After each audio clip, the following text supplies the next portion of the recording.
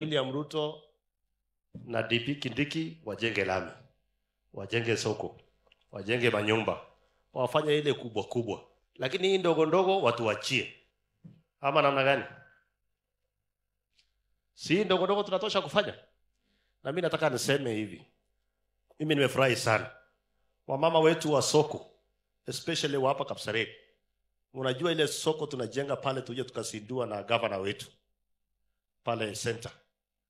Tumesema kabla hiyo soko ikuwe tayari, tunataka tuwatafutie pesa kidogo. Na tulisema hivi, kama wewe uko unauza mboga ya 1500, tunakuongezea 1500. Kama wewe unauza 10,000, tunakuongezea shilingi 10,000. Lakini nataka msikize. Niko na marafiki. Mimi na marafiki zangu, especially marafiki zangu kutoka Tanzania. Niko na rafiki yangu anaitwa Rostam.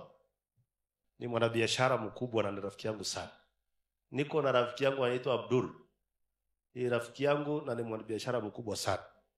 Mimi na wao na watu wengine watatu niliweza kuongelesha na tukachanga. Sisi tukiwa watu 4. Sitaki kuambia pesa walinipatia, lakini ni marafiki wa ukweli. Mimi na wao tumeweza kununua hii bidhaa ya milioni 45, 45,000. Na niwaambie na msikie vizuri, kwa sababu nimeona kwa mtandao kuna watu wanaongea matope. Hakuna hata shilingi moja ya serikali iko hapa, hata ndururu. Hii ni urafiki.